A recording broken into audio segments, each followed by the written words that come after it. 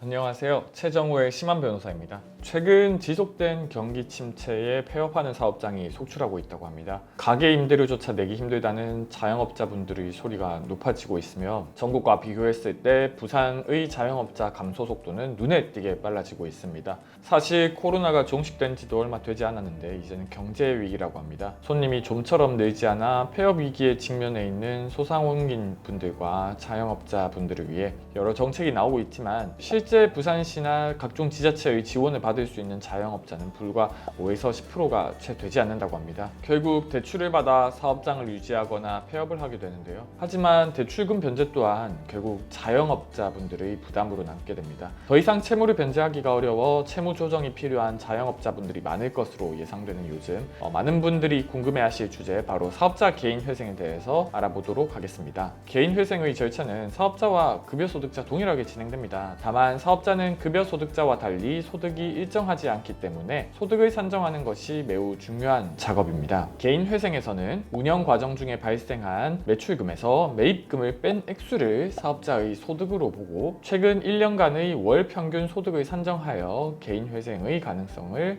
확인합니다. 한편 이렇게 설명을 드리면 소득이 오히려 마이너스라고 하면서 개인 회생 가능성을 미리 포기하시는 분들도 계십니다. 개인 회생에서의 월소득 산정은 일반 회계나 가계부와는 조금 다릅니다. 개인 회생에서의 매입금은 인건비, 사업장 임대료, 거래처 물품 대금, 공과금, 광고료 등 사업자를 운영하면서 필수로 지출되는 금액만 인정됩니다. 즉 사업장 관련 대출이 이자나 사업장과 무관하게 지출되는 비용은 매입금으로 인정되지 않기 때문에 소득이 무조건 마이너스가 되는 것은 아닙니다. 따라서 소득에 따라 월 변제금이 변동될 수 있기 때문에 사업장 운영 과정에서 본인의 소득이 얼마인지 정확하게 계산하여야 합니다. 사업자로 개인 회생을 신청할 경우 법원에 납부하는 인지송달료 이외에 외부 회생 비용으로 15만 원이 발생하는 경우가 있습니다. 부산회생법원 실무준칙에 따르면 외부 회생위원 전담 재판부에 사건을 배당하고 외부 회생위원을 선임한다고 규정하고 있습니다. 이에 따라 외부 회생위원 보수가 발생하는 것입니다.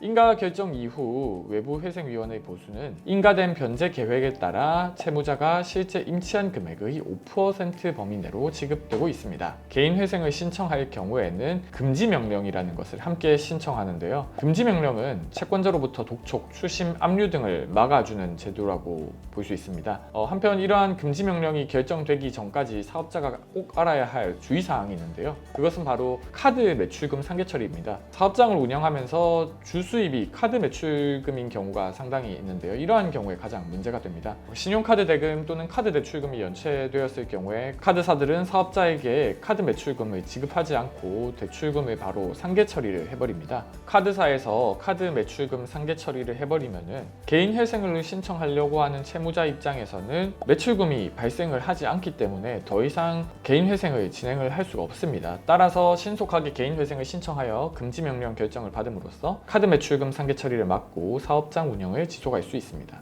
사업자는 급여소득자하고 다르게 소득이 불규칙하거나 예기치 못한 경영난, 사업 실적 부진 등으로 채무가 쌓이는 경우가 많습니다. 이럴 때 개인 회생을 통해서 법적 보호를 받으면서 합리적으로 채무를 조정할 수 있는 기회를 얻는 것은 어떨까요? 개인 회생은 사업자 개인의 경제적 회복을 위한 첫 걸음이 될 수 있습니다. 이 영상을 통해 유용한 정보를 얻으셨길 바라며 좋아요와 구독 부탁드리겠습니다. 궁금한 점이 생기시면 언제든지 저희 법무법인 시우로 문의 주시기 바라겠습니다. 감사합니다.